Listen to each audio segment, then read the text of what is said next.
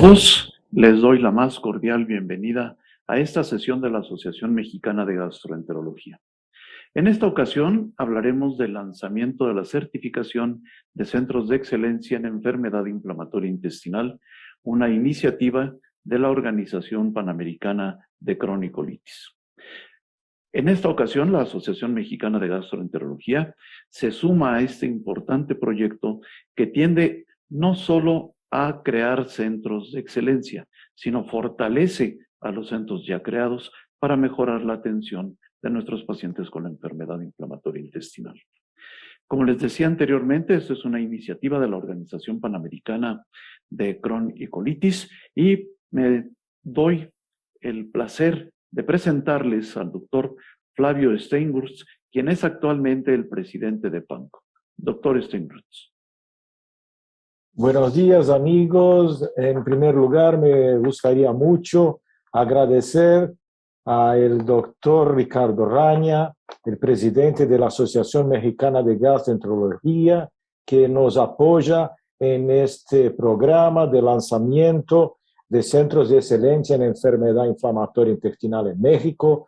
México es uno de los países más fuertes en gastroenterología en nuestra región. Nuestra región es una región que tiene una fuerza muy grande en el tema de enfermedad inflamatoria intestinal, con cientistas médicos de gran valor, y tenemos que cada vez más desarrollar programas para que nosotros podamos tener siempre una proyección más larga de nuestra región para todo el mundo. También me gustaría mucho agradecer al doctor Manuel Barreiro, que siempre nos apoyó al nombre de GTQ en España, que es un centro que tiene un desarrollo en enfermedad inflamatoria intestinal muy grande, y también en pensar entonces ese programa que va a nos dar mucho honor y placer.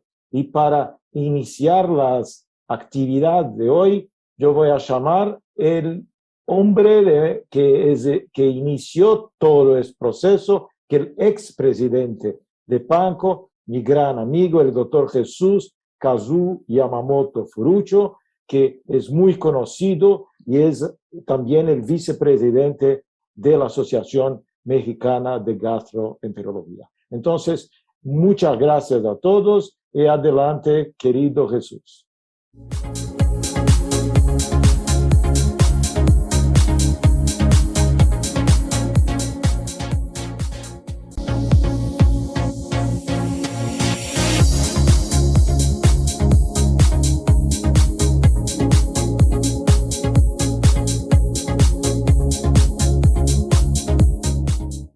Buenos días a todos. El día de hoy es un placer estar en esta sesión de la Asociación Mexicana de Gastroenterología y agradezco al doctor Ricardo Raña por su apoyo en el lanzamiento de este programa de certificación de unidades de excelencia en enfermedad inflamatoria intestinal.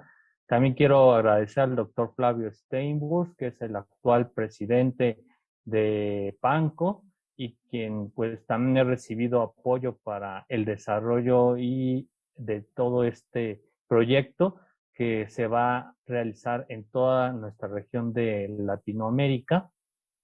También al doctor Manuel Barreiro, que he recibido su incondicional apoyo en todo este proceso, en la elaboración de este proyecto, y obviamente pues ha sido de gran ayuda todos sus consejos para tener este proyecto ahora e implementarlo en todos nuestros países de Latinoamérica. Y bueno, hoy pues nos corresponde al lanzamiento en México. Y también agradecer a Laboratorios Janssen, donde también recibimos un apoyo hacia PANCO en la elaboración y todo el apoyo logístico que implicó este proyecto. Entonces, sin decir otras palabras, ahora tengo el enorme placer de presentar a un amigo, que es el doctor Manuel Barreiro. Él es director de la Unidad de Enfermedad Inflamatoria Intestinal en Santiago de Compostela, en España, además de presidente actual de GETECU, que es el grupo español de trabajo en Crohn y CUSI, y me da un gran placer y honor de introducir su plática, que es acerca de la experiencia de las unidades de enfermedad inflamatoria en España. Adelante, Manuel. Muchas gracias por estar con nosotros.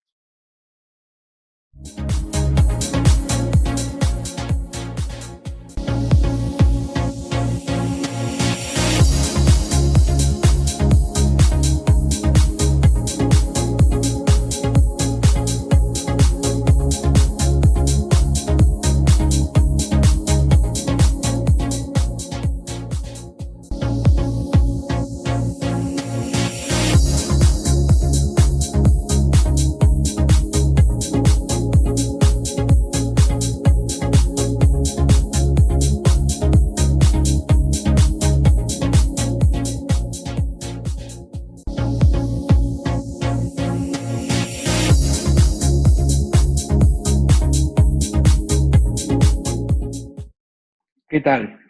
Buenos días a todos en México, buenas tardes desde España. Para mí es un placer y un honor acompañar a Panco, que es, bueno, son sociedades hermanas con GETECU, con los que vamos colaborando mucho tiempo. Gracias Jesús, gracias Flavio, gracias a todo Panco, porque la verdad es que soy sociedades hermanas, pero para mí es un enorme placer también compartir con la Asociación Mexicana, agradecer al doctor Raña, que con ese apellido que tiene, yo creo que también tiene un origen gallego, porque ahora que hay la polémica de López Obrador y de todo, pues para mí sois amigos, hermanos, y para mí es un placer compartir con vosotros. Pero con los médicos lo que nos gusta es compartir y ayudarnos unos para otros. Y las sociedades nos gusta compartir y estar por encima de todo. Y por eso, pues, sin más, quiero hablaros un poco de nuestra experiencia, ¿no?, en unidades de certificación. La experiencia española, que es la experiencia de GETECU, del Grupo Español de Trabajo de Crohn y colitis. Estos son mis conflictos de interés.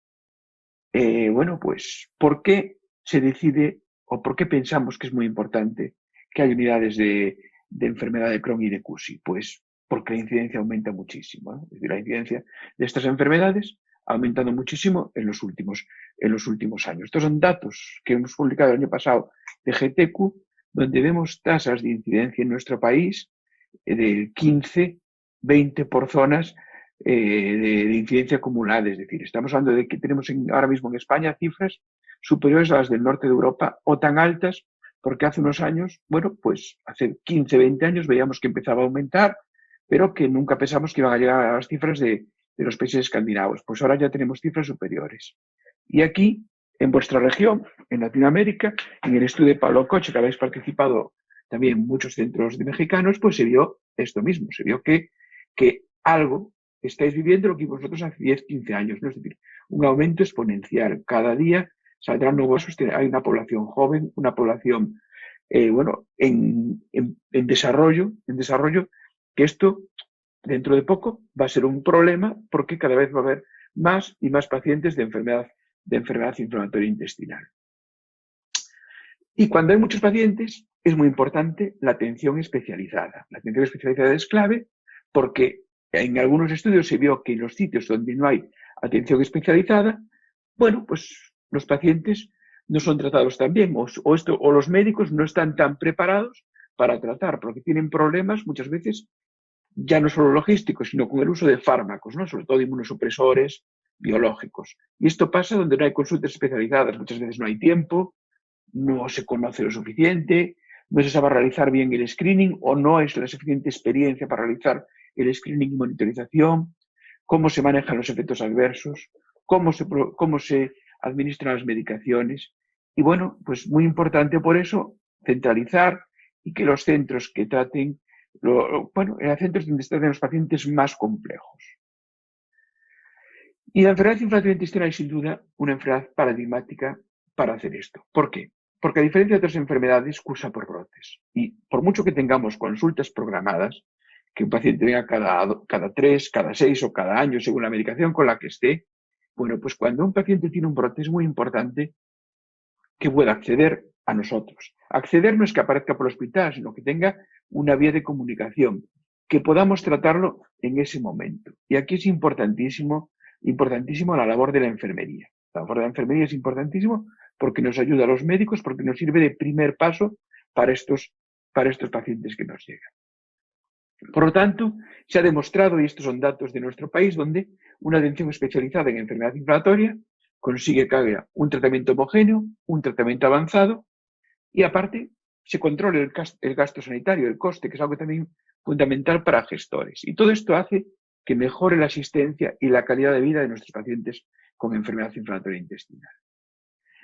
Y como digo, la enfermedad inflamatoria es la enfermedad paradigmática de la multidisciplinaridad. Si bien nosotros los gastroenterólogos, al menos en mi país, somos el centro de la unidad, pero están cirujanos, enfermería, pediatría, radiología, farmacia, atención primaria, reumatología, anatomía patológica que no tengo aquí, oftalmología, dermatología, todas estas especialidades nos van a ayudar a hacer una verdadera unidad. Y dentro de GTQ, cuando la doctora Pilar Nos y yo establecimos el plan estratégico, bueno, pues hicimos varias líneas y había 3 líneas claras. Una, evidentemente, eran los pacientes, porque teníamos 2 que veremos, que es la docencia y la investigación, muy avanzadas, pero otros 2 eran el modelo de atención y la visibilización de la enfermedad. Y pensamos que nuestro proyecto consigue estas 2. Porque en investigación tenemos una base de datos enorme, tenemos la base NEIDA, que tenemos pues casi 80.000 pacientes incluidos de enfermedad inflamatoria intestinal de prácticamente todos los hospitales españoles. Están incluidos los pacientes, que nos sirve para hacer muchos estudios, mucha investigación. En GTQ también la docencia es parte muy importante. Llevamos mucho tiempo con nuestros cursos de residentes, nuestros padawans, ¿no?, que van aprendiendo para cuando acaben la residencia poder tratar en cualquier lugar de nuestro país bien enfermedad inflamatoria intestinal. Incluso con algunas sociedades como la colombiana, como GECOL, hemos hecho cursos de residentes conjuntos online durante la pandemia. Pero teníamos que dar el paso más, y el paso más era pues los estándares y la calidad asistencial. Y primero miramos qué experiencias había en el mundo, ¿no? Y en el mundo es cierto que en Europa, en el Reino Unido, en el año 2006 se creó un programa de auditorías con el objetivo de mejorar la calidad y la seguridad de atención a las personas con enfermedad inflamatoria. Bueno, pues eran rondas año a año que se iban comparando con un estándar. Fue hecho por el Royal College de Médicos de Londres, que hizo unas normas nacionales para la atención de la enfermedad inflamatoria y para establecer una atención de calidad. Luego veremos un poco las diferencias entre estos estándares y los estándares nuestros españoles, aparte de experiencias locales en Estados Unidos y otras experiencias de otros países que comentaré después. Pero nuestro germen, de donde partimos fue, de este artículo que se publicó en el año 2014, es decir, esto empezamos en el año 2012-2013. Lo primero que hicimos fue identificar indicadores para la certificación, es decir, indicadores de calidad mediante una metodología DELF. Seleccionamos unos indicadores de calidad siguiendo un proceso muy similar al que luego les contará el doctor Yamamoto, y lo que se fue, fuese puntuando cada uno de ellos hasta llegar a la selección final.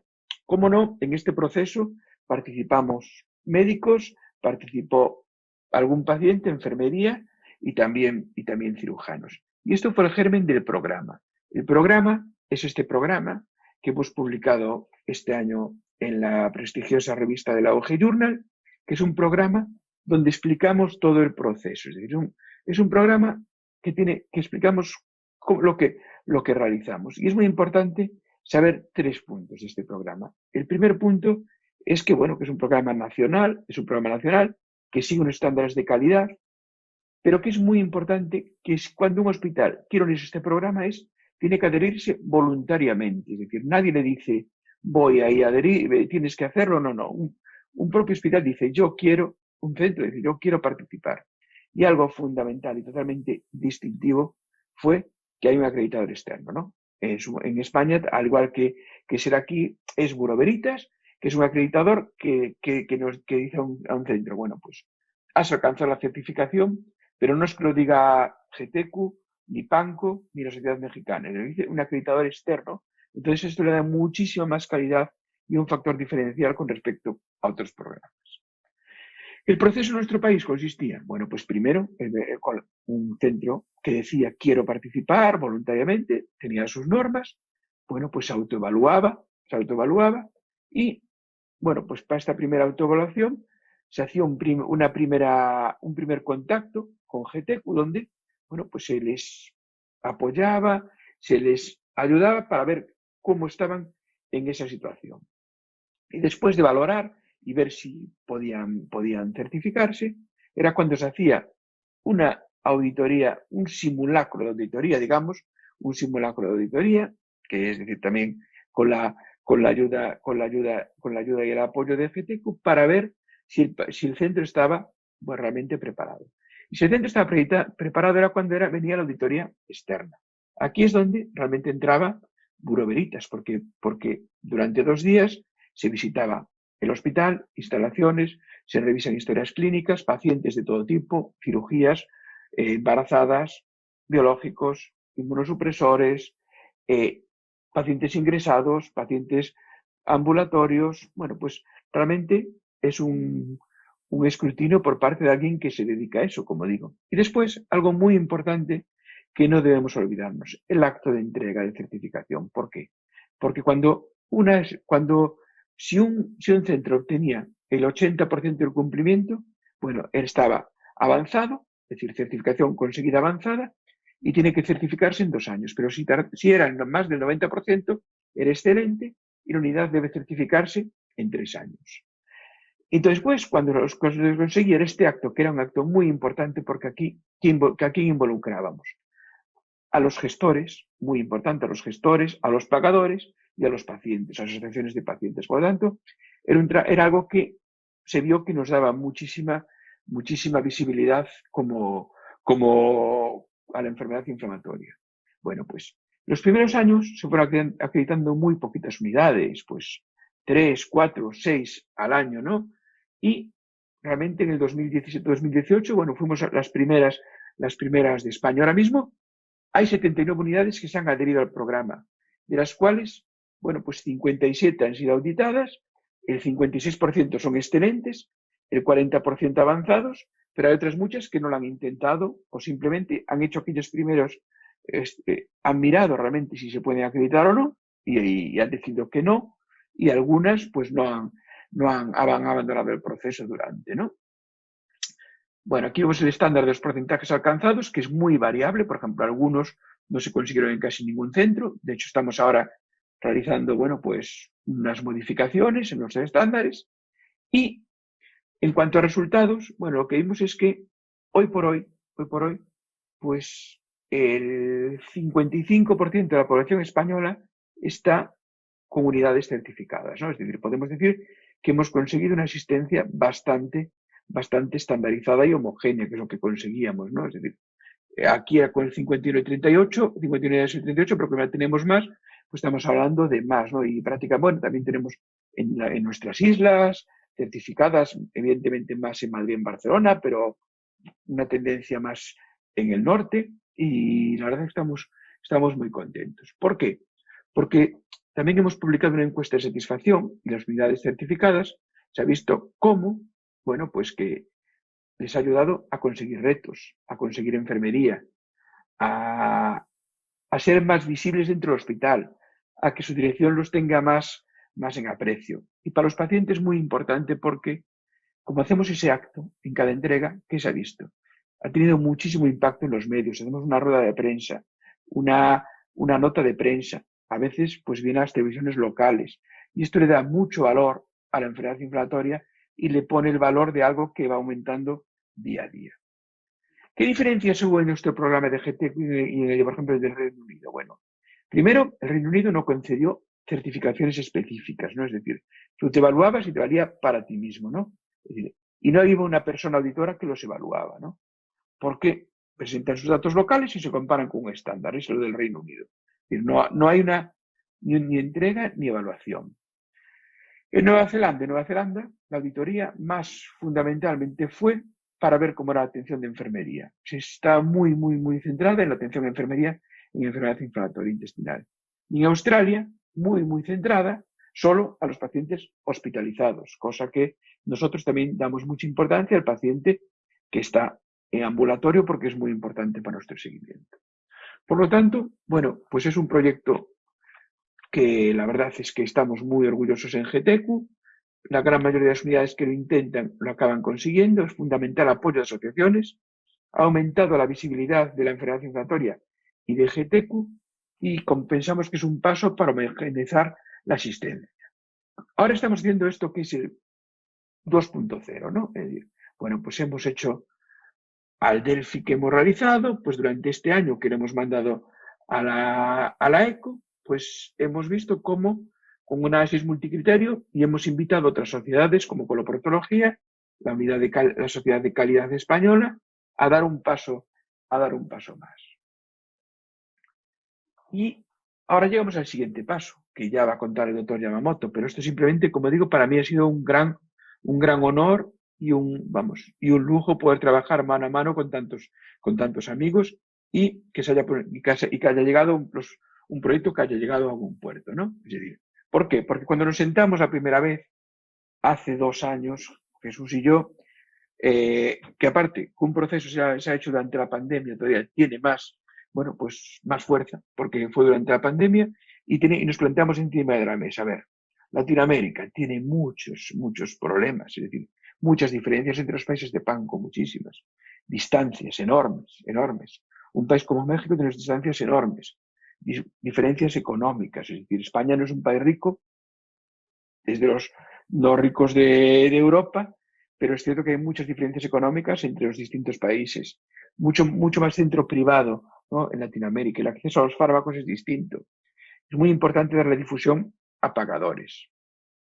Y partimos de los estándares de GTQ, hicimos un grupo de trabajo que les va a explicar luego el doctor Yamamoto. Aquí está, bueno, pues la gente que participó, pues de todo. Hicimos varias reuniones durante el año 2020 y, bueno, pues tuvimos la suerte que se ha publicado recientemente en la revista de Gastroenterología Mexicana, lo que les contará el doctor Yamamoto a continuación. Siguientes pasos. Estándares PANCO, ayuda de GTQ, pero habrá que dar el paso más importante, que es el que estamos haciendo hoy. Contacto con las sociedades locales para cómo implementarlo, porque esto es algo fundamental y que nos va a contar ahora el doctor Yamamoto, y de nuevo agradecer a la sociedad mexicana, al doctor Raña y a todos, pues por su colaboración, porque los grandes avances se logran trabajando juntos. Y nada más, muchas gracias por su atención.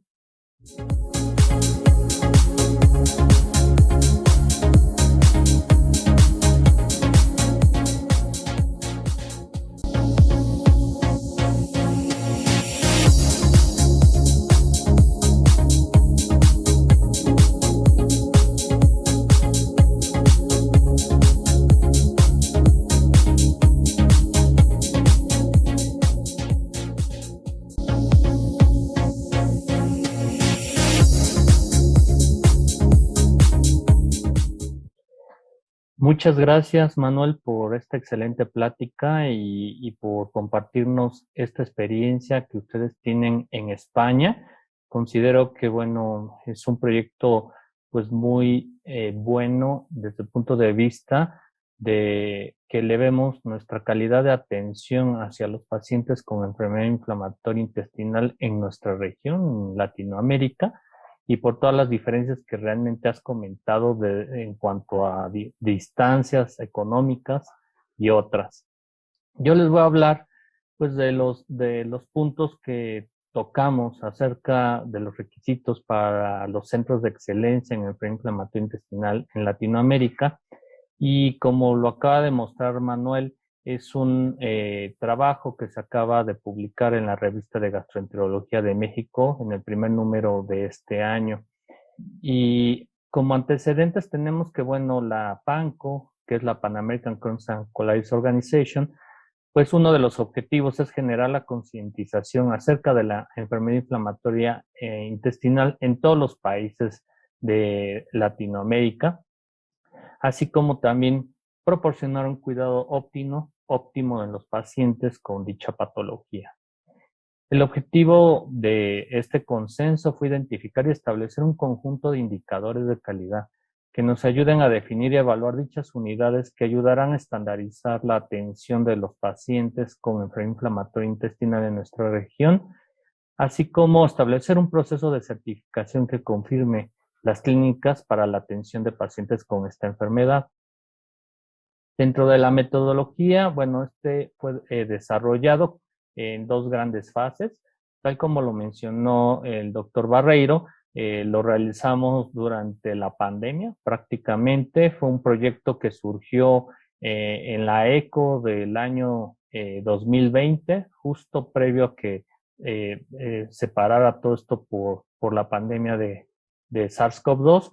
Y vemos estas dos grandes fases, una fase de preparación y una fase de consulta, la cual a su vez tuvo 3 etapas. La primera ronda fue asincrónica, después una segunda ronda sincrónica de deliberación y una tercera ronda asincrónica. Esta fase de preparación pues tuvo en forma conjunta con el apoyo del doctor Barreiro, con la experiencia que tienen en GETECU, tener los criterios de aprobación que iban a ser importantes, y esta revisión se hizo entre PANCO y GETECU, partiendo de estos estándares que les acaba de comentar el doctor Barreiro, para asegurar que se ajustaran sobre todo a un contexto de nuestra región de Latinoamérica. De esta fase surgieron 52 criterios que entraron a la siguiente fase. La metodología que, bueno, se utilizó fue una escala de Likert del 1 al 9, y esta escala podía elegir de un intervalo de estos números con las siguientes categorías: del 1 al 3, totalmente desacuerdo, puntaje de 4 a 6, ni de acuerdo ni en desacuerdo, y un puntaje de 7 a 9, totalmente de acuerdo con el criterio de aprobación. La fase de consulta incluyó en la ejecución a través de un panel Delphi modificado, la cual contó con la participación de 14 expertos, especialistas en gastroenterología, 13 de ellos pertenecientes a 11 países de Latinoamérica como Argentina, Brasil, Colombia, Ecuador, Guatemala, México, Perú, Puerto Rico, República Dominicana, Uruguay y Venezuela. Además, se contó con la participación como apoyo metodológico de un experto clínico especialista en gastroenterología, originario de España y representante de GETECU. Esta metodología constó en la primera ronda la realización de manera sincrónica. Esto fue realizado el 16 de agosto del 2020 y se les envió un cuestionario a cada experto con el fin de calificar de acuerdo a los criterios propuestos en la fase de preparación. Esta etapa tuvo como fecha límite el 26 de agosto del 2020.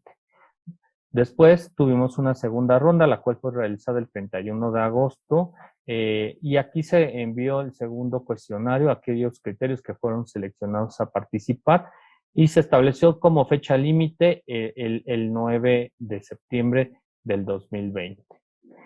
Aquí les muestro de primera instancia los indicadores de estructura, y hay diversos enunciados en los cuales, bueno, los centros de excelencia o COE, pues deben de disponer de instalaciones de asistencia ambulatoria en la que puedan administrarse fármacos por vía intravenosa, es decir, tener un centro de infusión. También estar afiliado a un hospital con servicio de urgencias o contar con un servicio de urgencias dentro del mismo hospital, y estar vinculado o ser parte de un departamento de gastroenterología, el cual disponga de instalaciones de hospitalización. Así como también el hospital debe de contar con un servicio de endoscopía gastrointestinal. Se deben de además proporcionar consultas externas ambulatorias especializadas o enfocadas a pacientes con enfermedad inflamatoria intestinal, y idealmente disponer de al menos un enfermero o enfermera especializado en la enfermedad. También incluir en el equipo un cirujano de colon y recto como parte de la parte quirúrgica, con experiencia en el tratamiento quirúrgico en pacientes con enfermedad inflamatoria intestinal, así como también contar con un radiólogo de referencia con experiencia en la enfermedad. También tenemos que pues, debe de tener acceso a tomografía, a enteroresonancia magnética y también a una unidad de endoscopía, además diagnóstica y terapéutica, la cual, pues bueno, debe de seguir las guías nacionales o latinoamericanas sobre el diagnóstico y tratamiento de la enfermedad inflamatoria intestinal. Después, se debe de contar con protocolos de tratamiento de acuerdo para la enfermedad inflamatoria intestinal, así como disponer de un protocolo específico para los pacientes con enfermedad inflamatoria intestinal hospitalizados y contar además con una metodología para determinar la satisfacción del paciente. Todo ello, además, se debe de contar con un registro de los pacientes con enfermedad inflamatoria intestinal en la unidad o clínica de enfermedad inflamatoria intestinal, y este registro de los pacientes pues debe también de incluir el uso de fármacos biológicos, así como también disponer de diferentes mecanismos de comunicación cuando se ha producido una recaída o complicación, y obviamente tener una disposición, una asistencia personalizada a demanda, es decir, en un servicio de urgencias. Además, idealmente contar con un circuito de visitas preferentes para los pacientes, que bueno, a veces son remitidos por el médico de primer contacto con médico general, al servicio de urgencias u otros profesionales de salud, sobre todo para un diagnóstico oportuno o la detección o el tratamiento de una recaída grave de la enfermedad inflamatoria intestinal. Además de un programa de vigilancia y de laboratorio en aquellos pacientes que reciben un tratamiento inmunosupresor, y también tener este programa de vigilancia y de laboratorio para los pacientes que también reciben tratamiento biológico o inhibidores de moléculas pequeñas. Es muy importante también incluir una tarjeta físico virtual con los datos de contacto de la unidad de enfermedad inflamatoria intestinal, que incluye el número telefónico, los horarios de atención, así como disponer de un programa de vigilancia de cáncer colorectal enfocado a pacientes con esta enfermedad.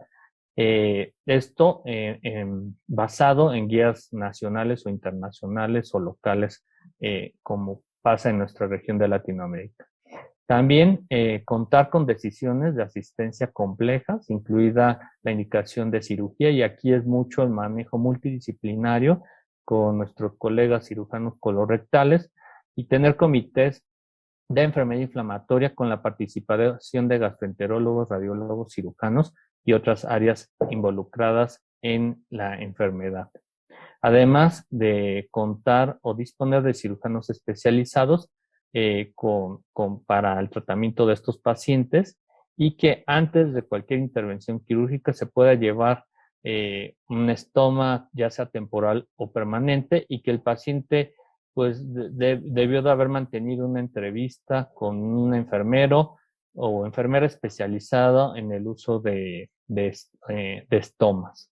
Así como también el gastroenterólogo pues debe de participar de manera activa en el tratamiento de pacientes con enfermedad inflamatoria intestinal hospitalizados, así como también tener el centro, y esto ya incluye los indicadores de proceso, participar en actividades de formación en enfermedad inflamatoria intestinal, ya sea de diversos cursos, o tener un curso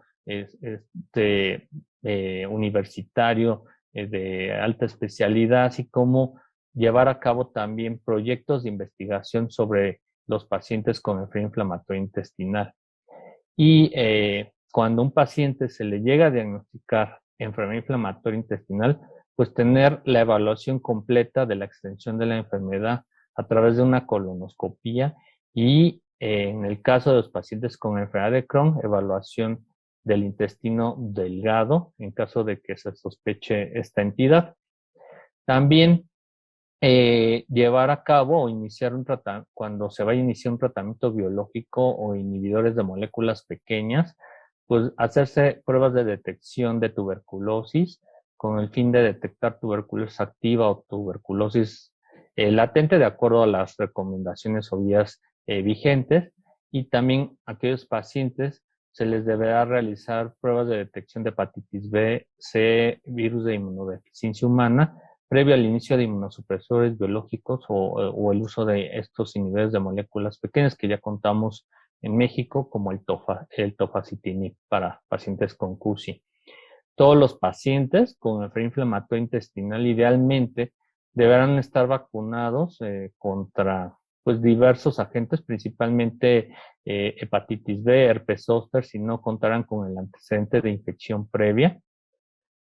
Y dentro de estos mismos indicadores de proceso, también en los pacientes con CUSI con una recaída grave refractaria a esteroides, pues obtener biopsias de recto con el fin de descartar una infección por citomegalovirus.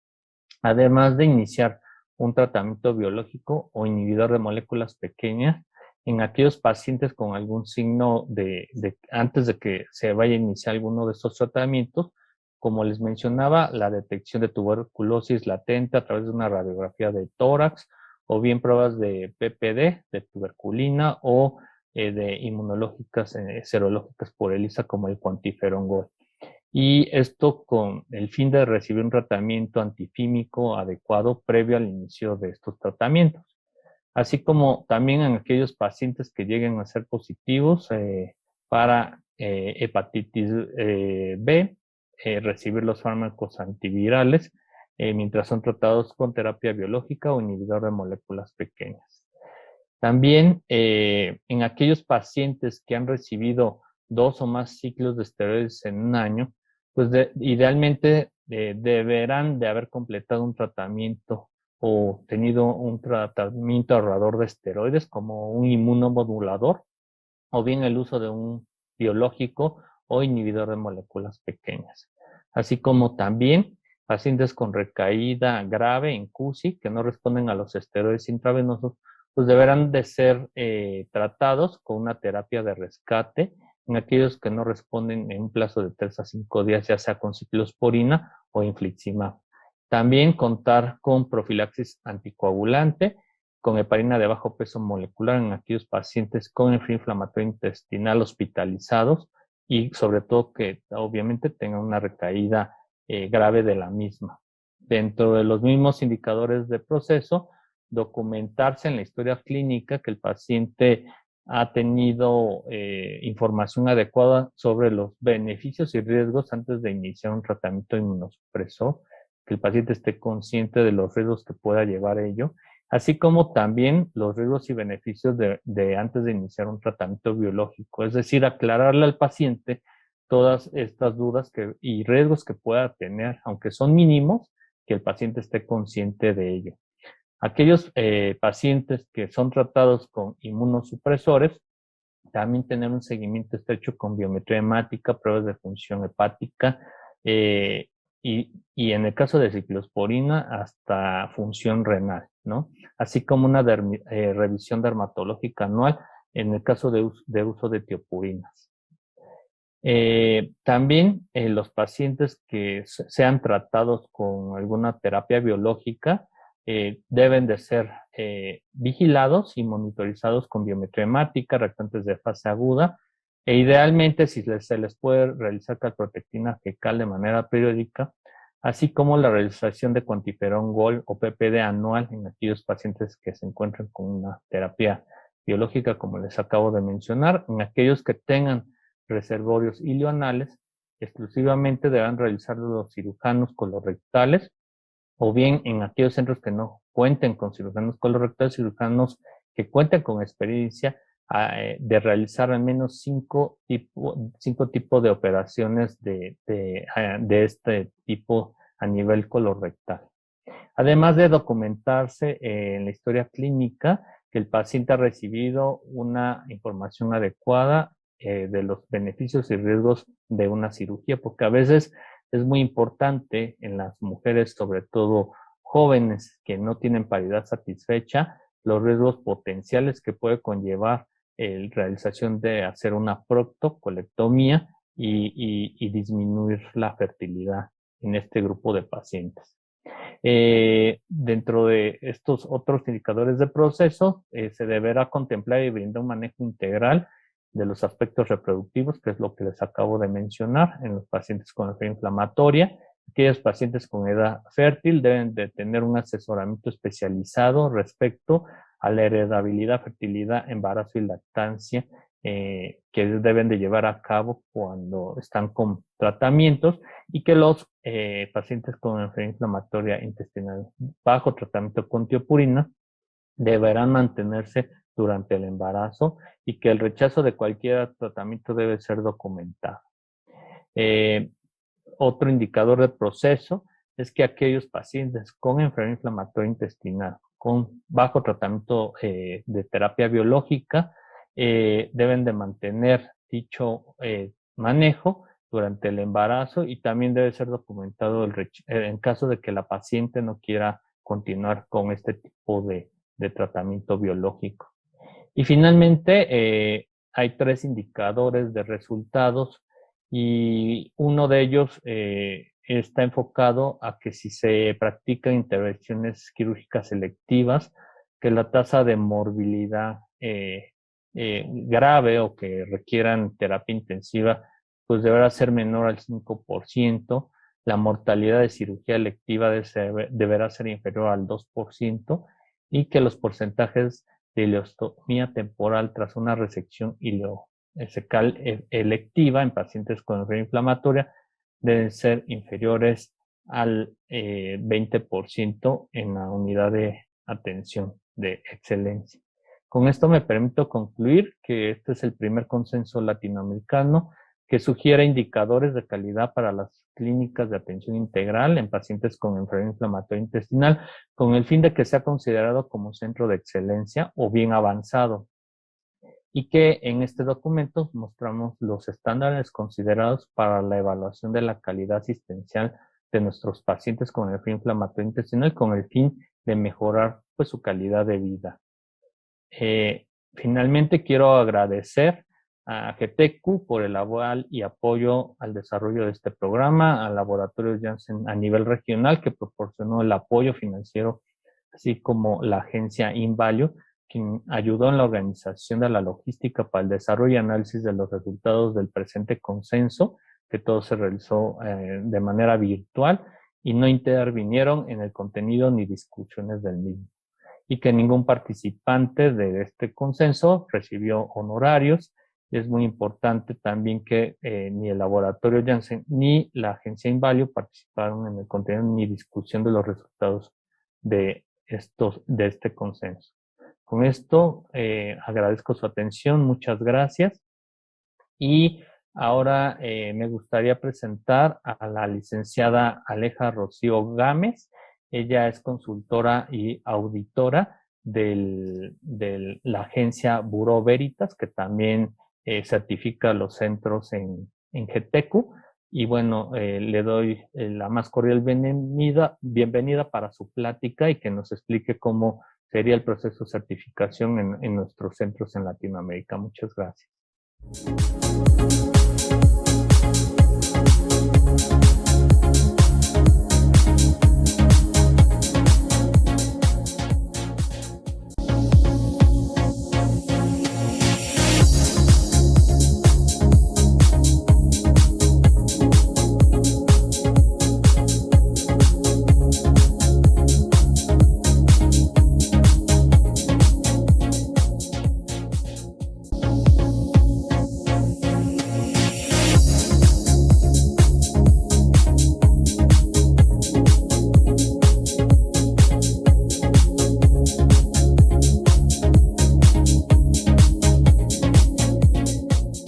Muy buenos días para todos.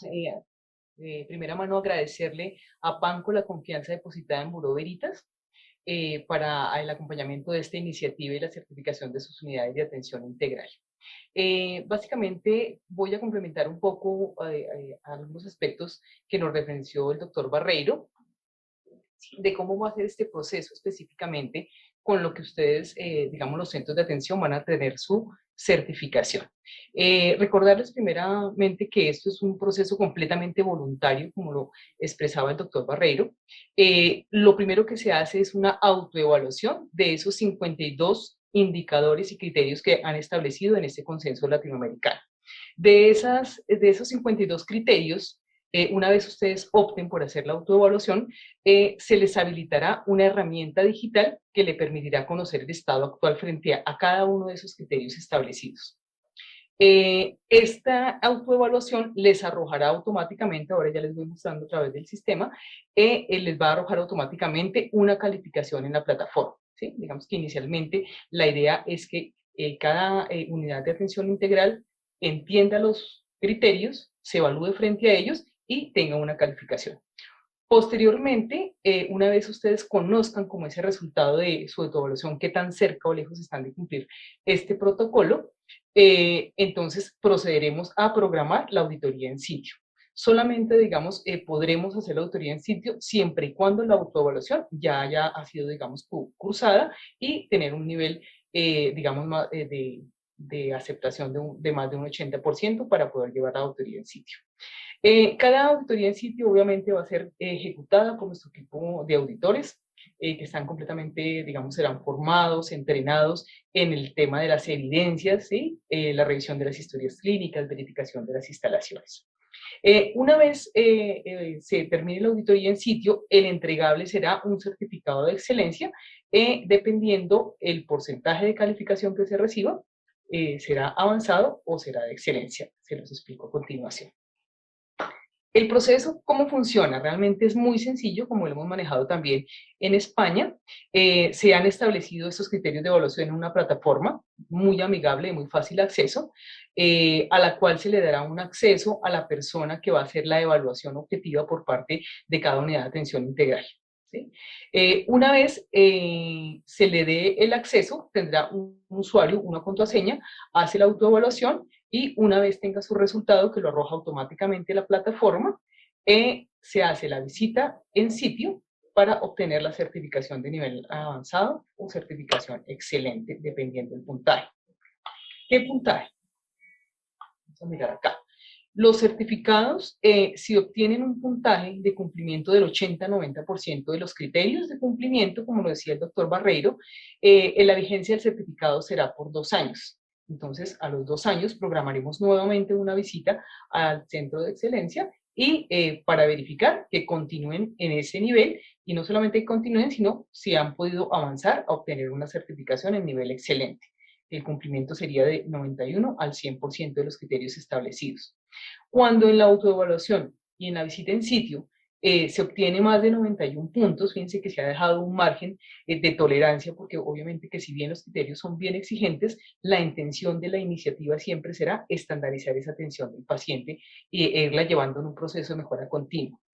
Si se da esa certificación a nivel excelente, la vigencia del certificado no serán 2 años, sino serán 3 años.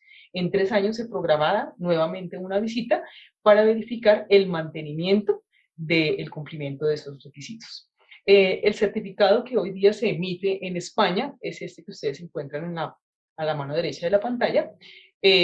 Ahí, pues obviamente, se adaptará a este consenso latinoamericano, que obviamente tiene la misma intención de establecer esos indicadores de estructura, proceso y resultado que evalúan la calidad de la prestación asistencial en esta enfermedad. Bueno, ¿cómo se accede o cómo se dice, bueno, digamos, yo quiero hacer la autoevaluación? Entonces, a través de PANCO, ¿sí? Ellos nos van a ir diciendo cuál es el centro de excelencia o la unidad de atención integral que voluntariamente quiere acceder a hacer la autoevaluación. Una vez ellos nos comuniquen qué requerimos de parte de la unidad, el nombre o razón social, el RUC, el número de identificación, el RFC, lo que identifique, digamos, como se identifiquen las empresas o las entidades asistenciales a cada país, ¿sí? Específicamente en Colombia, aquí se les pide el número de identificación tributaria. Digamos, eso ya dependerá de cada país para poderlos crear en la plataforma. Una vez se cree en la plataforma, necesitamos también los datos de contacto de cada asociado. ¿sí? ¿Cuál es la persona que va a ser la encargada de evaluar y de, digamos, responder cada una de las preguntas y enunciados en la plataforma? La persona que va a tener contacto con nosotros. Una vez tengamos esa identificación, ese nombre de razón social, los datos de contacto, se les envía un usuario y contraseña a su correo electrónico. Una vez le llegue el correo electrónico, el usuario y contraseña, se entra con eso muy fácilmente y empieza a hacerse la autoevaluación. En la autoevaluación que vamos a encontrar, ya se los voy a, digamos, contando paso a paso, vamos a encontrar esos 52 criterios de los que nos habló el doctor Jesús. La autoevaluación debe ser realizada y en esto, pues la verdad sí hemos sido muy en equipo, como hemos hablado, muy reincidentes, en que debe ser de la persona que la realice tiene que hacerla de manera responsable y objetiva, porque finalmente es la fotografía de cómo se encuentra nuestra unidad de atención en ese momento, con el fin de que cada sociedad de manera autónoma garantice el cumplimiento de los requisitos antes de solicitar la auditoría en sitio, ¿sí? No tendría sentido, digamos, que haciendo una autoevaluación que tengamos una calificación inferior, un porcentaje inferior de cumplimiento de 50, 60%, vayamos a hacer una auditoría en sitio que obviamente será mucho más exigente porque ya se solicitan las evidencias, historias clínicas, ingresos, los egresos, hospitalizaciones, digamos, perfiles de cumplimiento del equipo asistencial.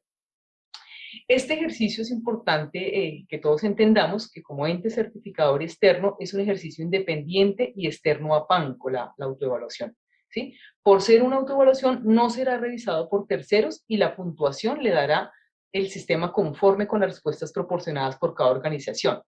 En el sistema ustedes solamente dicen si cumplen o no cumplen, si la respuesta es absoluta, cumplo o no cumplo. La autoevaluación, digamos, no va a tener un auditor que vaya a revisar si es cierto que cumplen o no cumplen, porque ustedes van haciendo observaciones, sino es completamente independiente y externo a PANCO. Eso las hacen ustedes solos como centros de operación. Para completar, es completamente necesario completar la autoevaluación para continuar la auditoría en sitio. Bien. Este es el link que les va a ingresar a ustedes, digamos, una vez nos digan, esta unidad de atención integral quiere hacer su autoevaluación, les van a enviar al correo de la persona de contacto el siguiente link, ¿sí? En el link, también en el correo que les llega, les envían un usuario y una contraseña, ¿sí? Este, digamos, es el pantallazo de lo que se van a encontrar ustedes en la plataforma. Van a hacer clic en la parte de administración, van a hacer clic en mis evaluaciones y enseguida en aplicar evaluación, ¿sí? Cuando les sale el tema de aplicar evaluación, vamos a encontrar los 17 indicadores de estructura que han establecido en el documento. Esos indicadores de esta estructura, como nos los iba contando el doctor Jesús, van muy orientados a lo que es el equipo de trabajo del Centro de Excelencia, a los equipos con los que cuentan, a las instalaciones con los que cuenta este Centro de Excelencia. Una vez ustedes, aquí digamos en la parte derecha, van diligenciando la respuesta, si cumple o no cumple, ¿sí? Dentro de los indicadores de estructura, le dan ustedes acá siguiente, luego le aparecen los indicadores de proceso. Los indicadores de proceso se establecieron 32 indicadores de proceso muy alineados y orientados a lo que es la atención misma del paciente, y le dan siguiente, y en los indicadores de resultados les van a aparecer los 3 indicadores de resultados de los que nos habló también el doctor Jesús, ¿sí? Es muy sencilla la plataforma, es muy intuitiva, muy amigable, simplemente cumple, no cumple, y si tienen alguna observación adicional o algo que añadir, por ejemplo, si contamos con una unidad de urgencias porque estamos dentro del hospital tal que tiene su unidad de urgencias habilitada. Esas son las observaciones que van escribiendo acá. Bueno, se debe responder cada una de las preguntas y enunciados, ¿sí? No se puede dejar ni una sola sin responder, seleccionando la opción en la casilla respuesta, y en el campo observaciones, como les estaba comentando, pueden hacer las aclaraciones que ustedes consideren pertinentes, si quieren mencionar cuál es el cirujano del colon con el que cuentan, si cuántos enfermeros tienen con especialidad, lo que ustedes quieran, digamos, complementar allí, estará bien. Ustedes, digamos que pueden iniciar a hacer la autoevaluación Ustedes dirán, bueno, ¿qué tiempo tengo para hacerlo? O si me saca el sistema, no. La verdad, ustedes pueden empezar a hacer la autoevaluación, ¿sí? Siempre le van a dar guardar, guardar, guardar, guardar.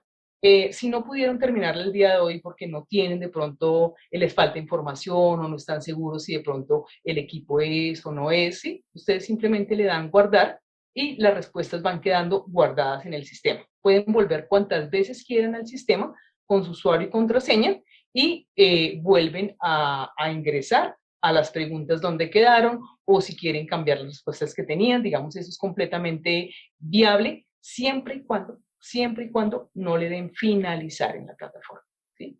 Solamente le podrán dar finalizar cuando ya han completado el 100% de la autoevaluación. Entonces, digamos que también eso se hizo pensando en que es un ejercicio que se debe hacer de una manera como objetiva, digamos sin afán, pero sí, digamos, con toda la conciencia de lo que vamos a responder ahí, es lo que vamos teniendo y podemos soportar en una visita en sitio, ¿sí? Entonces, no se preocupen que, como les digo, la pueden hacer, no los va a sacar el sistema, no tiene tiempo que si no contesta en 10 minutos, en 30 minutos, en una hora, los va a sacar, van a tener que pedir nuevo usuario y contraseña, no. No, siempre y cuando le den guardar, guardar, ellos les van aceptando. Solamente darle finalizar e inmediatamente ustedes le dan finalizar, pueden ir a la plataforma, o sea, la plataforma inmediatamente les genera su reporte de autoevaluación. Es una herramienta muy sencilla, como les digo, de realizar. Los auditores que evalúan las evidencias, ¿sí? Evidencias objetivas del cumplimiento de cada uno de esos criterios. Nosotros como entes certificadores externos estamos muy complacidos de acompañar iniciativas como estas, donde lo que se pretende es estandarizar la atención de los pacientes, de tener estándares realmente que puedan evaluar esa calidad de la prestación asistencial para los pacientes y obviamente el impacto que esto tiene sobre los pacientes, que es el fin último de esta labor tan bonita que hacen los médicos en la procura y cuidado de la salud. Digamos, el proceso es muy sencillo, estamos para colaborarnos, hemos también definido para nuestro equipo de auditores cada una de las evidencias a ser solicitadas por cada uno de los criterios establecidos, entonces pues estamos listos para acompañarlos en lo que ustedes requieran de nuestra parte. Esta ha sido, digamos, la presentación. Muchas gracias.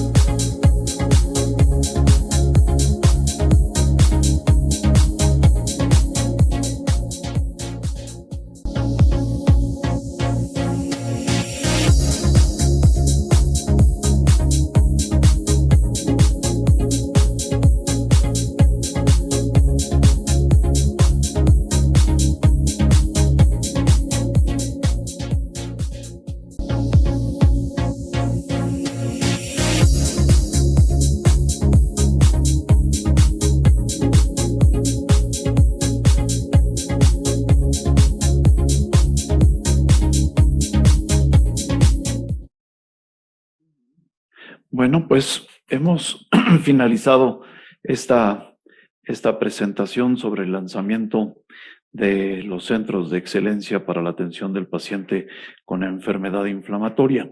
Me gustaría, Jesús, tú que eres el coordinador de esta mesa, que fueras dirigiendo pues la conversación y pues las preguntas que se vayan generando por la audiencia o dentro del mismo grupo de panelistas. Sí, muchas gracias, Ricardo. Les quiero pues hacer la invitación, si hay un botón inferior a la derecha en donde ustedes pueden mandar sus preguntas que tengan acerca de la sesión que acabamos de tener, acerca del proceso de certificación de unidades de atención en pacientes con enfermedad inflamatoria intestinal.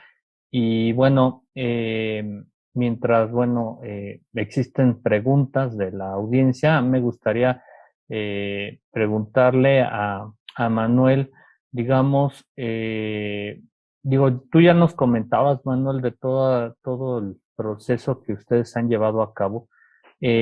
Obviamente, nosotros en Latinoamérica, pues, dependiendo de cada país, pues va a ser muy heterogéneo, incluso en el mismo país, en el México, pues hay hospitales que puedan llegar a contar con varias cosas de estructura, pero yo creo que lo más difícil es la parte del proceso, ¿va? Todos estos de proceso, porque a veces son un poco complejos como de evaluar. Entonces, no sé cómo ustedes allá como GETECU han promovido la iniciativa de que se puedan ayudar otros centros o unidades para que puedan alcanzar el estándar mínimo de 80 o subir de avanzado a excelencia. ¿Cómo es que es el apoyo que ustedes proporcionan allá en España?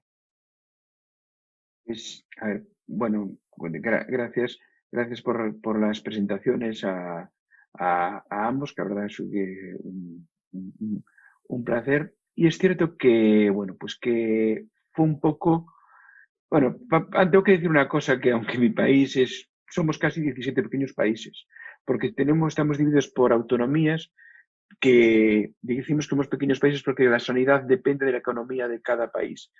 Cataluña, el País Vasco, Galicia, Madrid, es decir, entonces económicamente existen también diferencias entre, aunque parezca que no, ¿no? Y estructuralmente también, porque mientras en algunos sitios sí que se favoreció, se ayudó, ¿no? Desde cuando se iba a las administraciones, pues mira, necesitamos unas horas de una enfermera, necesitamos, pues nos falta que a este cirujano se le pueda dedicar y que opere todos los pacientes, pues que sea un coloproctólogo que se dedique a eso. Eso sí que fue centro a centro. A nivel de GTQ un poco lo que ayudamos es, bueno, pues se contrató pues un freelance que, bueno, con el apoyo de la beca que dio el laboratorio en su momento, para que pues le preguntasen las dudas los centros que se autoevaluaban, y antes de hacer eso, lo que llamamos otro simulacro de auditoría. Y este freelance pues les decía, mira, aquí no puedes porque realmente esto no puedes conseguir. Lo que tienes es que intentar pues ir a hablar con tu jefe, con las direcciones, porque no puede ser que no tengas pacientes, que no realices pues endoscopia de este tipo, o que no puedas controlar a los pacientes números superiores cada 6 meses. También te ayuda y te aconseja ir a hablar con las admisiones de pacientes por los registros. Por ejemplo, ¿qué hicimos con los registros? Algo, pues favorecer con el registro ENEIDA, ¿no? Oye, pues los centros que tenían registro, pues vamos a favoreceros registro ENEIDA, que es un registro gratuito. Es cierto que es un registro español, pero vosotros ahí, yo sé que estáis con idea de en banco, en un futuro, y seguro que en México también, de hacer registros. Es otra manera, porque con un registro se avanza muchísimo, porque a la hora después de decidir qué pacientes qué pacientes embarazados, qué pacientes operados, qué número de biológicos tenemos, pues esto a través del registro te facilita mucho, mucho. Y eso quizá para nosotros fue una de las grandes claves. No sé si te he respondido o no, Jesús, pero así. No, sí, sí, claro que sí, Manuel, muchas gracias. De hecho, aquí hay un comentario de la audiencia, dice que es una excelente iniciativa y preguntan, y aquí se las voy a hacer a los dos, tanto a Manuel como a la licenciada Aleja. Dice que si únicamente se van a poder evaluar centros hospitalarios, porque bueno, también hay cirujanos gastros que están atendiendo este tipo de pacientes y que llegan a tener todo el equipo alrededor, eh, que si se podrán certificar ellos. Me gustaría primero escuchar a la licenciada Aleja y después a Manuel. Sí, claro. Digamos que definitivamente como la certificación incluye el tema también de estructura, ¿no? Entonces se evalúa el todo, digamos, de pronto el cirujano tiene los equipos y todo, pero acá también los 17 criterios de estructura nos habla de unas instalaciones de urgencias, de unas instalaciones hospitalarias, de unos equipos. Entonces, inicialmente la certificación está orientada a los centros de excelencia, no está orientado, digamos, a un cirujano, digamos, que tenga algunos accesos, porque pues el protocolo es complementario, ¿no? Tiene muchas aristas. Habría que Yo creo plantearlo, que pero inicialmente habría que plantearlo. Señor. Yo creo que aquí lo que se evalúa es el conjunto, es decir, si una unidad está liderada por un cirujano, estoy seguro que este cirujano va a tener un gasto de apoyo y si no lo tiene debe buscarlo, porque el equipo es el equipo y probablemente entre todos se consigan las cosas. Nosotros, por ejemplo, algunas unidades de pediatría lo intentaron, pero al final, ¿qué se consiguió? Que fuesen integradas, porque al final el gastroenterólogo pediátrico se va integrado con el gastroenterólogo y es dar más calidad. Y yo, en algunos sitios ha pasado lo contrario. Por ejemplo, en Cataluña, tienen las cirugías referidas a grandes centros. Cirugías, por ejemplo, la laparoscopia,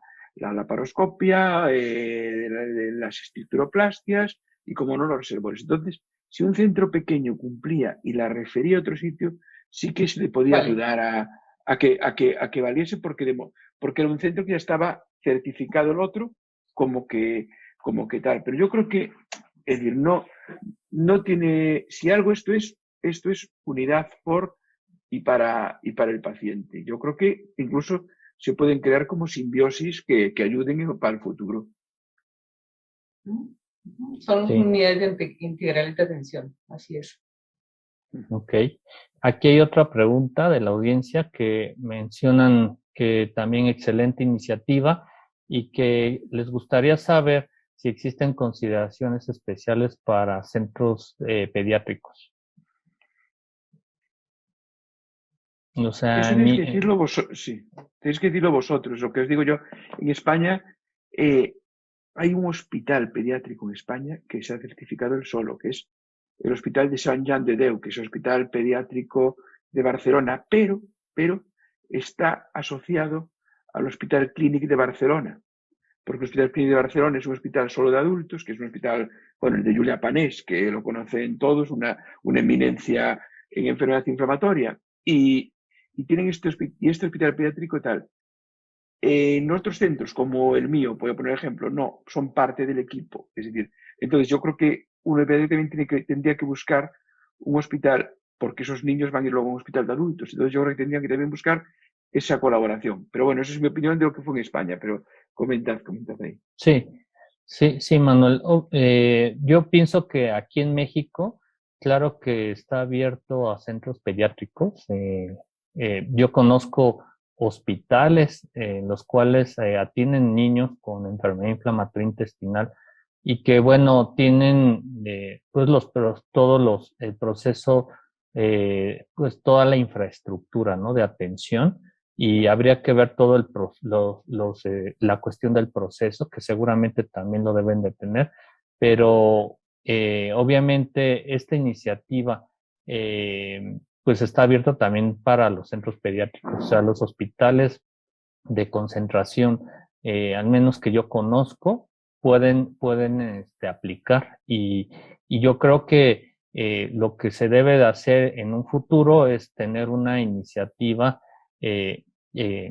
pues conjunta del enlace del hospital pediátrico con el hospital de adulto como una clínica de transición, la cual pues en muy pocos lados existe esta clínica de transición y esto es muy importante y que bueno, obviamente es difícil, pero hay que empezarlo a hacer. Yo considero que es para el beneficio de nuestros pacientes, pues pasar de ser de la etapa pediátrica a la adulta, pues que sea algo sencillo y que exista una comunicación estrecha entre los gastropediatras y los gastroenterólogos. Es algo pues ideal que se comenta, ¿verdad? Algo que tú comentabas, Manuel, muy importante, es que decías del registro, ¿no? Los registros y el registro que ustedes tienen de Eneida, que yo lo conozco desde hace más de 10 años, que ustedes lo tienen, por GTQ.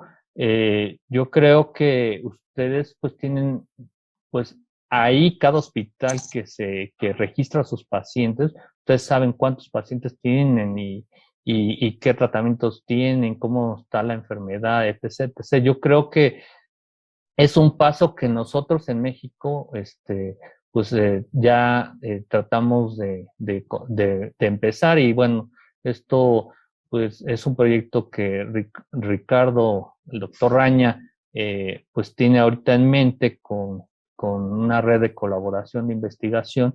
Y hablando de registros, yo creo que un registro importante en nuestro país sería de pacientes con enfermedad inflamatoria, que va a ir de la mano mucho de cómo, pues ver cuáles son los hospitales, qué número de pacientes tienen, qué tratamientos tienen. Todo eso pues va a ayudar mucho también a conocer cómo se comporta la enfermedad en el país, ¿verdad? Porque a veces pues tenemos nuestros datos aislados de cada hospital, pero no las contamos. Entonces yo creo que pues esto es una iniciativa que se está haciendo en la Asociación Mexicana de Gastro y que espero que se consolide, que yo estoy seguro que se va a consolidar, pero que sí debemos de hacer este tipo de registros de varias enfermedades, ¿no? O sea, en el país, o sea, y obviamente esto es un ejemplo nada más para decir, miren, pues sirve los registros para este tipo a veces de certificación, ¿no? O sea, que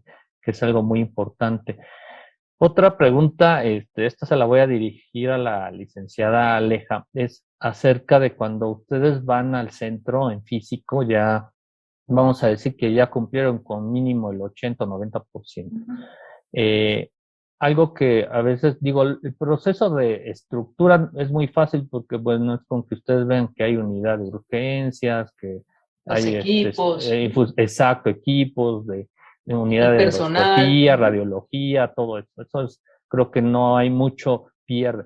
Los indicadores de proceso creo que es un poco más complejo, ¿verdad? Entonces, Claro. ahí sí me gustaría que, bueno, les explicara cómo sería, ¿verdad? Todo lo que les comentaba, porque no sé cómo se lleva en España, pero qué procesos o qué documentación ustedes pues pedirían, ¿verdad? O sea, no sé si esto, digo, no todos los hospitales publican la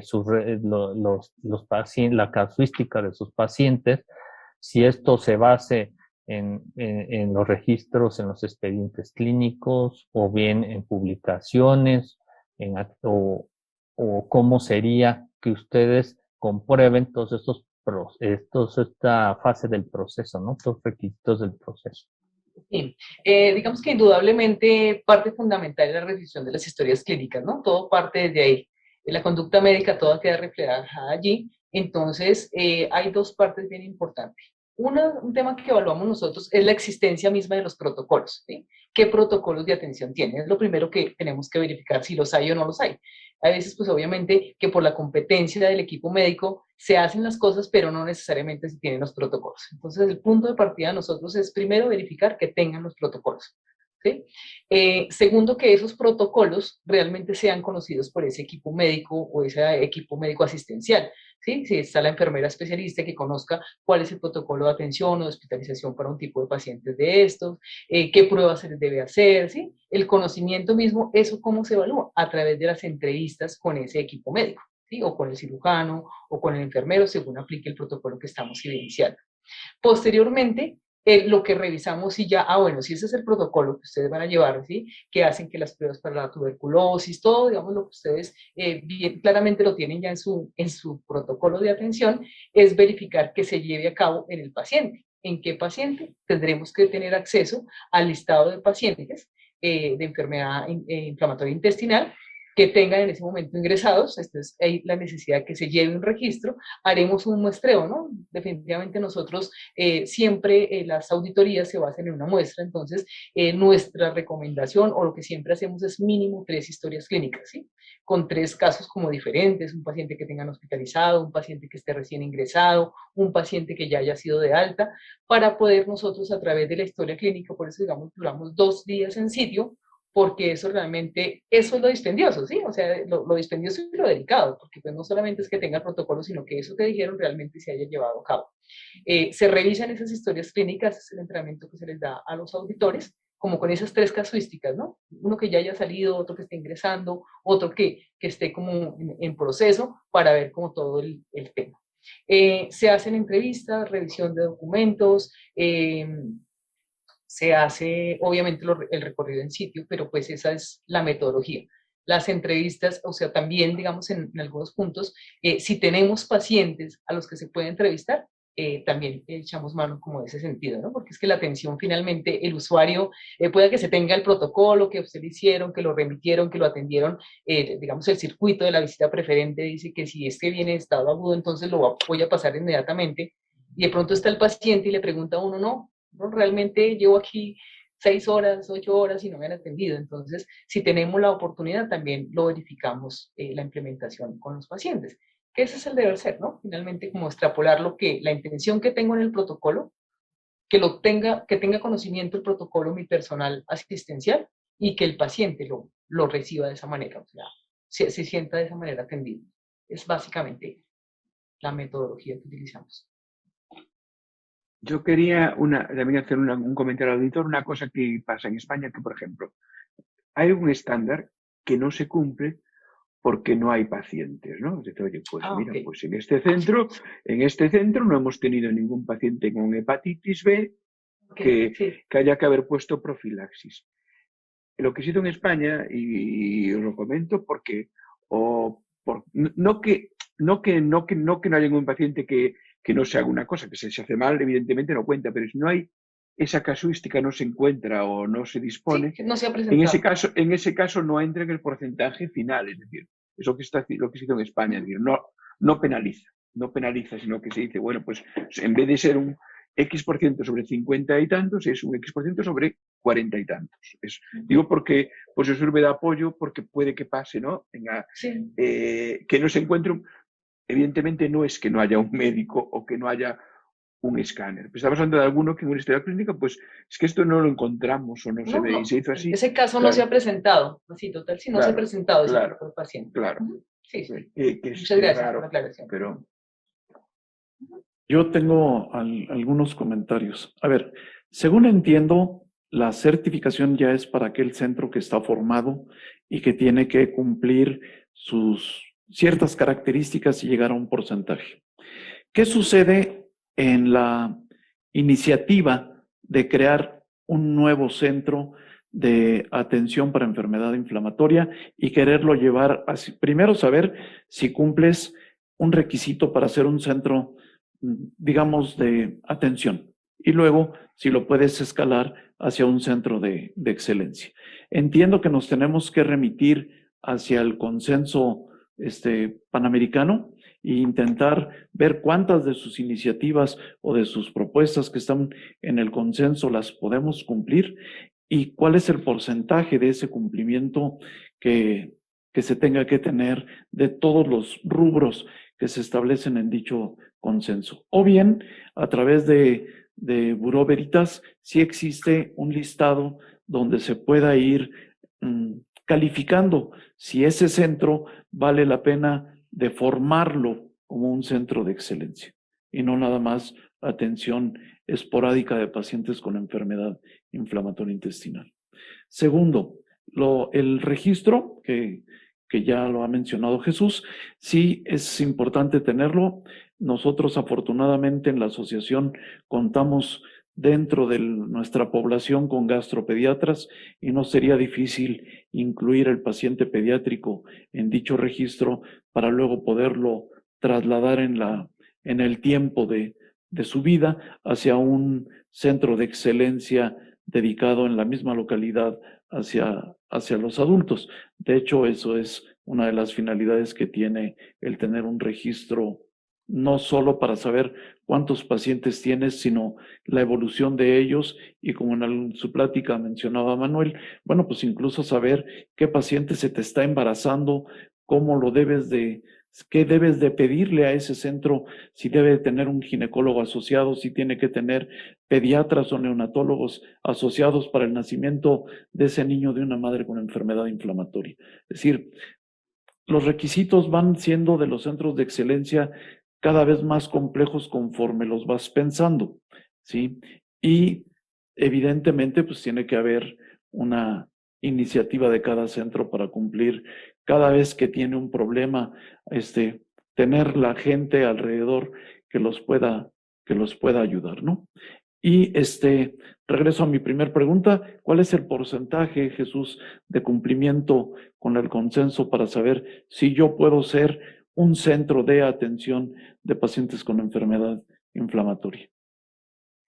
Aquí, por ejemplo, yo lo que recomiendo es de que contesten todos los puntos, ¿no?, que mencionaba la licenciada Aleja, que ellos consideren. O sea, aquí algo que es muy importante es la conciencia de cada uno de nosotros y la honestidad, ¿verdad? O sea, contestar cada una de estas preguntas con la mayor honestidad posible. ¿Por qué? Porque si alguien, vamos a decirlo, realiza estas autoevaluaciones que mencionaba la licenciada Aleja, lo pueden hacer varias veces, o sea, no hay problema.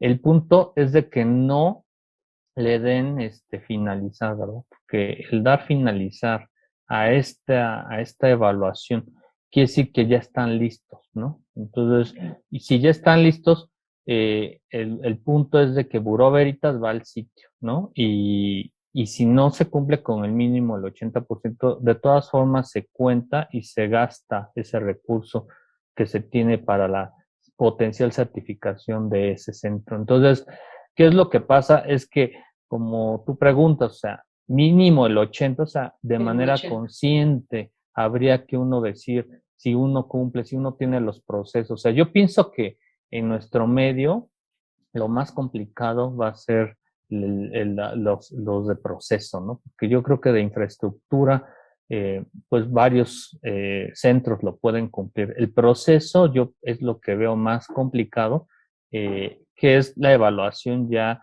de las historias clínicas, de todos los resultados, ¿no? Entonces, ahora, algo que es muy importante es que si alguien se autoevalúa y alcanza el 60%, este proceso de certificación no es que dure 1 año o 2 años, sino es un proyecto que se está iniciando de aquí en adelante.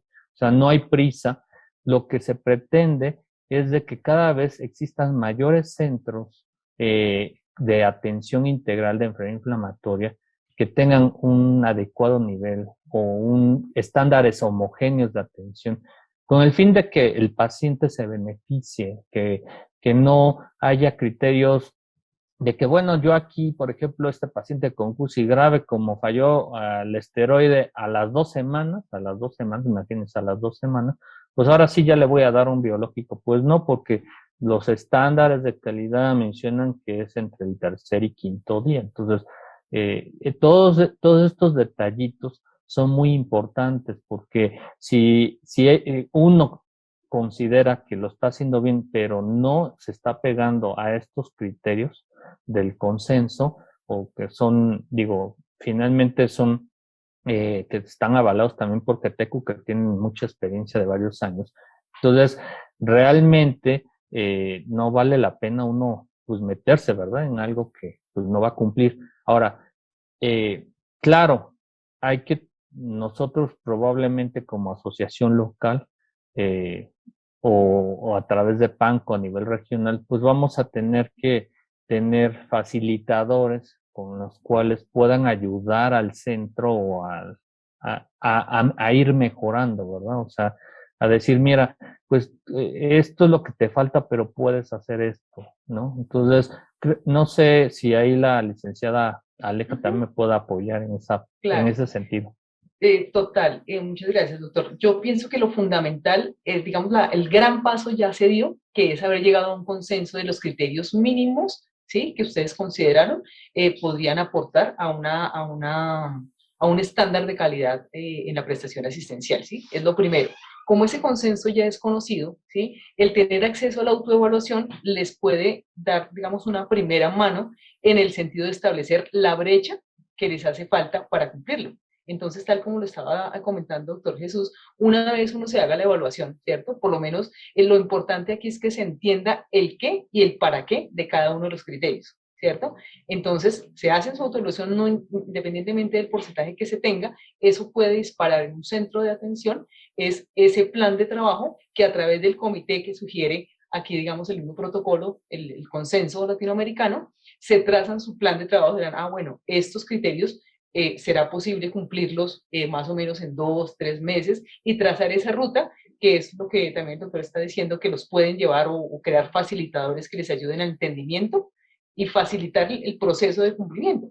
Cuando es un centro nuevo, pues mucho mejor, porque realmente es un centro que en su planeación de recursos y de estructura puede echar mano de estos mínimos indicadores de estructura, proceso y resultado para poderlo, digamos que, consolidar. Entonces, yo pienso que aquí el mensaje es, los criterios están establecidos, la voluntad es la misma para todos, que es crear un estandarizar la atención de los pacientes, tener un mecanismo de evaluar esa calidad en la prestación asistencial y el impacto que eso tenga en nuestros pacientes. Entendido eso, es mirar qué tan lejos o cerca estoy de ese cumplimiento, y eso se hace a través de la autoevaluación. Cada centro, cada unidad de atención integral puede, digamos, optar por hacer su autoevaluación. Entendí también que máximo 2 veces al año, también para que no sea, ay, bueno, entonces venga me autoevalúo y si me da 60, venga me vuelvo a autoevaluar. No, la idea es que también, digamos, se optimice los recursos que se ponen a disposición de los centros para que hagan su autoevaluación y posteriormente se programen la visita. Realmente, pues, esa es como la intención, a través de esos facilitadores que les van llevando de la mano. ¿Tú, Manuel, no quieres comentar algo al respecto?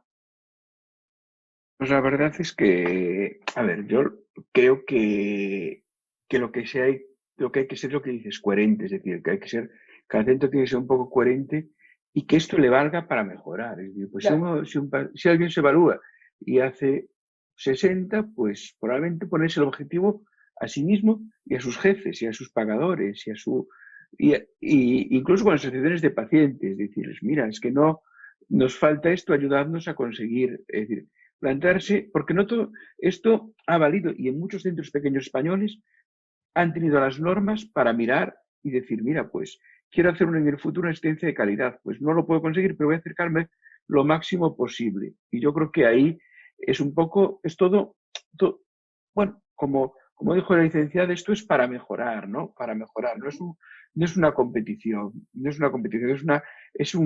algo juntos.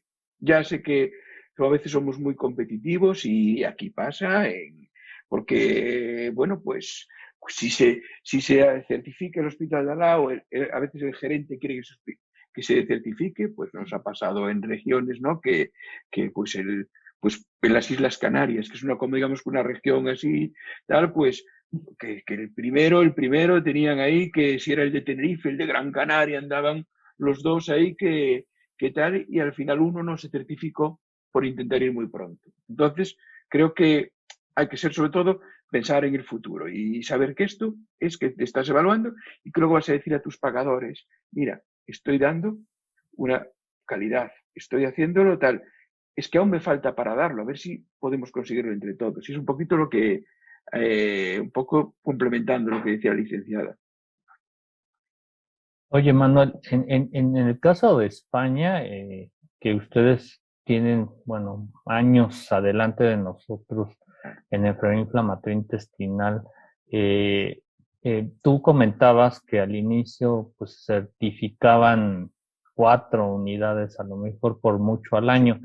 ¿Cómo ha sido esta evolución en todos estos años que tienes de todas estas unidades que nos comentabas? O sea, ¿ha ido en ascenso o llegó ya a una meseta en donde ya ahorita pues estén certificando X número de centros por año? Sí.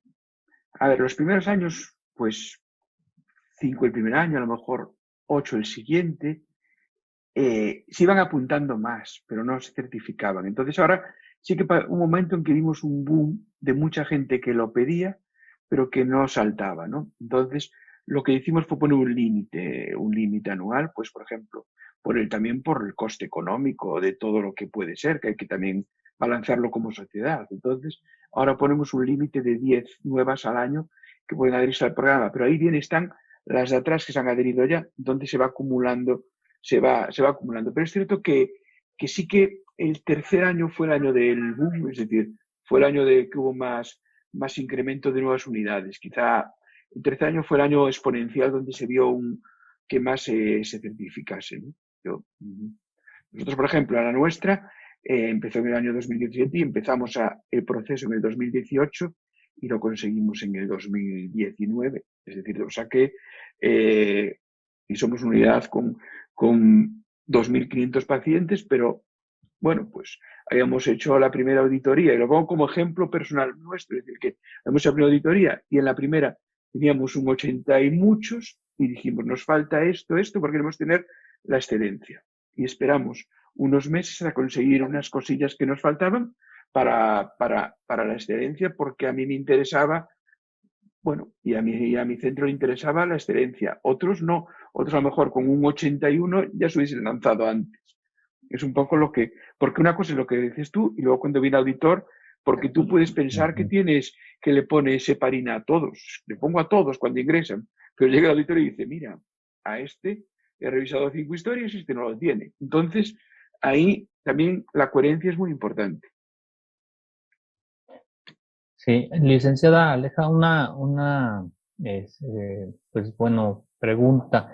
¿Cómo podríamos nosotros en México o con qué facilitador podríamos ayudar a personas que estén interesadas en mejorar su centro? ¿No? Vamos a decir que tengan un 50%, 50 de, de calificación, pero que quieren llegar al mínimo al 80.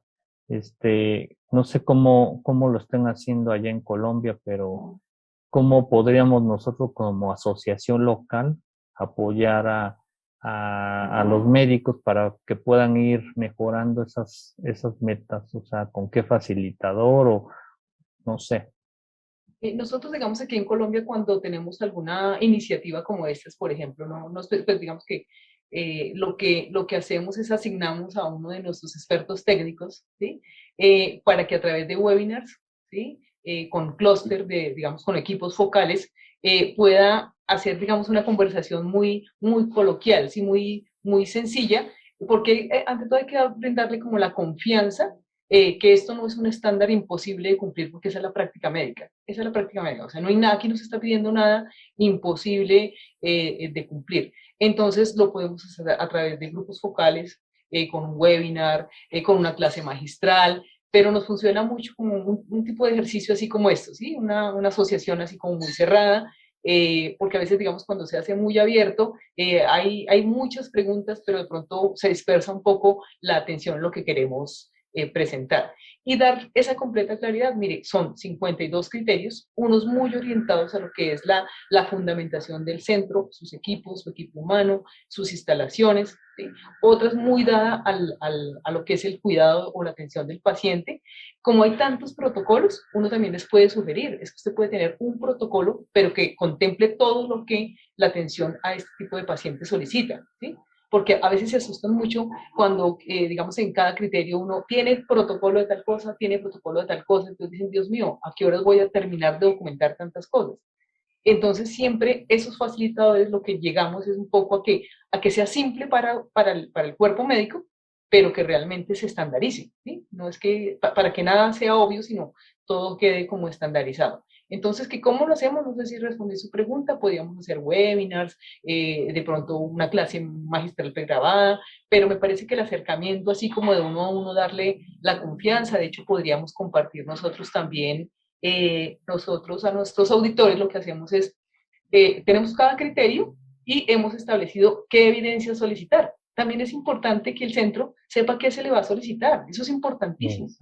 Eso es importantísimo. Y eso, digamos, no es ni secreto, eso, de hecho, lo puedo compartir aquí mismo en pantalla en este momento. Se tiene por cada criterio qué es lo que se solicita, qué es lo que se pregunta, porque así mismo usted se prepara, ¿sí? Porque aquí la intención, digamos, como la intención es la mejora, no es el que primero se certifique, sino que usted entienda cómo hacerlo mucho mejor. Entonces, esa transparencia entre lo que se pregunta y lo que se debe tener, también facilita mucho el proceso. Entonces se podría a través de SAPDI o qué sé yo, digamos que programar algún tipo de eventos, pues no sé, de manera común para que la gente, una vez la gente entienda, le pierde como ese miedo a que 52 criterios, bueno, y si no paso, y si me da 60, y si me evalúo, y si no, o sea, es más que si la gente entiende, seguramente se adhiere más fácil a la iniciativa. Sí, es exactamente a lo que yo quería ir, ¿verdad? Porque cuando uno ve todo esto de manera fría, dicen, no, pues igual sí lo cumplo, pero sí yo creo que ayuda mucho esa asesoría en decir, bueno, mira, yo te voy a evaluar la parte de, Claro, pues, del proceso, a ver, viendo estas historias clínicas y ver, a ver, estos pacientes que tuvimos hospitalizados y si llevaste ese protocolo, ¿no? Y si lo estás llevando, etc. Y ya así te pierdan el miedo, ¿verdad? Porque pues no nada más es así de que total. yo pienso que sí y ya. Ujú. Entonces, pues esas son las maneras en las que podemos ser facilitadores sin perder la independencia como evaluadores, ¿no? Pues también, digamos, hay que tener sumo cuidado en ese sentido, ¿no? De que pues no vayamos a ser asesores y evaluadores porque tenemos que ser bien independientes, pero digamos, ustedes a través de internamente sí pueden ayudar a facilitar el entendimiento y para eso también tenemos gente que les pueda apoyar. Ujú. Ok, perfecto. Claro que sí, señor. Gracias, licenciado. ¿Algo Con más, mucho gusto, Ricardo? No sé si con mucho gusto. con ya lo que comentábamos te aclaramos. Sí, sí, totalmente, evidentemente debe de haber una iniciativa primero por cada uno de la gente que quiera crear su centro y bueno, intentar hacer el cumplimiento de los procesos que se están pidiendo y eso pues llevará a, a la elección propia de si eres o no un centro de atención. Me queda muy claro, también me queda muy claro que tenemos que continuar con la idea que tenemos de crear un registro en la Asociación Mexicana de Gastroenterología sobre esto y bueno, pues contamos nosotros con una persona como eres tú, que eres un fanático de la enfermedad inflamatoria intestinal y que eres uno de los creadores de esta o facilitadores de esta iniciativa que primero nació en España, luego Panco la tiene y bueno, pues esperemos que bajo tu tutela esto pueda llegar a mayor centros de atención de excelencia para los pacientes con enfermedad inflamatoria intestinal, que como hemos bien escuchado, pues de lo que se trata es la atención mejor que le podamos ofrecer a nuestros pacientes, no un estatus de centro, ¿no? Sino más bien la finalidad es cumplir con la excelencia, cumplir con una certificación, pero para que nosotros le podamos dar una mejor calidad de vida y atención médica a nuestros pacientes, ¿no? Así es. A mí me gustaría eso, pues en mi última intervención, pues felicitaros a tanto a la sociedad mexicana como a Panco, al doctor Raña, al doctor Yamamoto, que es el alma mater y que ha trabajado muchísimo. Ha sido un placer trabajar con él porque ha sido un verdadero placer y deciros que los caminos al principio son duros y son procesos largos, pero yo creo que lo fundamental está hecho y yo creo que cuando miréis la sociedad mexicana dentro de 5 años, como miramos ahora GTQ, ¿no? Pues pensaréis que esto ha sido como un gran avance por los pacientes. Y yo os puedo deciros que de todo lo que hacemos en GTQ, este programa probablemente es el programa del que estamos más orgullosos, ¿no? Por todo lo que es. Por lo tanto, animaros y aunque yo no esté de presidente, es decir, que estaré de antiguo presidente, de past presidente, es decir, tenéis toda nuestra colaboración para todo lo que necesitéis, porque ya ves que luego os tocará renovar los estándares y esto es un proceso que nos ayuda a estar continuamente. Entonces, nada, sí. Y simplemente animar a la audiencia para deciros que eso, que lo primero es ver cómo están, saberlo y a partir de ahí intentarlo. Muy bien. Así es. Sí, pues muchas gracias, Manuel. También quiero agradecerte a ti todo el apoyo que pues, he tenido y con toda la experiencia que pues, nos has aportado a Panco para el desarrollo de este proyecto que pues, me parece una excelente iniciativa para todos los países de Latinoamérica. Y bueno, obviamente también agradecer a Ricardo por el espacio y todo el apoyo que pues, hemos recibido. Esto pues inició desde la gestión pasada con el doctor Marco Antonio Lira, que pues mostró interés y agradecer también a Ricardo por todo el apoyo ahora, ¿no? Para el lanzamiento en conjunto con la Asociación Mexicana de Gastroenterología. Esto pues son proyectos y estándares que debemos de tener en cada uno de nuestros países con el fin de pues, mejorar la atención de los pacientes. Esto es la finalidad primordial. Y también quiero agradecer a Flavio, que ya se fue, que tenía un compromiso, también por el apoyo que se ha dado dentro de Panco, y a Buró Veritas a través de la licenciada Aleja Gámez por todas las explicaciones. Y obviamente yo creo que sí vamos a estar muy en contacto.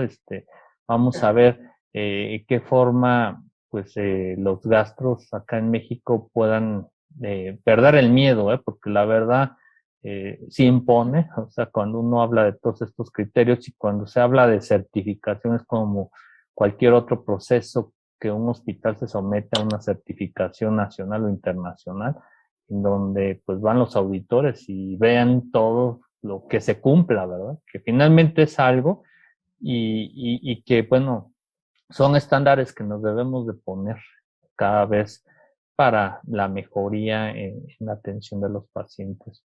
Pues bueno, creo que ya no hay más preguntas, no sé si quieran comentar, pero yo más que nada agradecerles a todos pues haber estado conectados en esta sesión y a los ponentes por su tiempo también. De mi parte también solamente agradecerles por ponerlos a su disposición, más que como ente certificador externo, como coequiperos de esta gran iniciativa. De nuestra parte, lo que podamos apoyarles con muchísimo gusto. Ha sido un gusto escucharlos y realmente agradecerles por la invitación. Muchas gracias. Muy bien, yo simplemente agradecer a todo nuestro auditorio. A final de cuentas, ustedes son el motor de este tipo de iniciativas y el motor de estas sesiones. Esperamos que hayamos cumplido con sus expectativas, que estemos generando muchas preguntas, que estemos generando incertidumbres y ganas de querer cumplir con ellas para que este tipo de iniciativas pueda tener eco y pueda crecer y llevarnos a una mejor atención de nuestros pacientes. Y bueno, pues el tiempo de la sesión podría seguir. Sin embargo, bueno, pues yo creo que los propósitos de ella se han cumplido y esperamos que haya eco de esta sesión en el futuro para bien de todos los pacientes con enfermedad inflamatoria intestinal, en este caso en particular. Les agradecemos a los panelistas, les agradecemos a las iniciativas de Panco y obviamente al apoyo que hemos recibido y recibiremos en el futuro de Manuel, y como se ha ofrecido aún ya estando fuera de la presidencia de GETECU, sí, continuaremos seguramente apoyándonos en tu experiencia. Jesús, bueno, pues tú sigues después de mí, ahora eres el vicepresidente y eso garantiza que el esfuerzo se va a poder seguir continuado. Y Aleja, bueno, pues ¿qué decirle a su entusiasmo y a su pericia en certificar a los médicos? Siempre es bueno que sepamos en dónde estamos y hacia dónde nos podemos dirigir. Muchas gracias a todos. Nos despedimos de esta sesión sin antes pedirles que se sigan cuidando. Muchas gracias. Gracias a todos. Hasta luego. Nos vemos.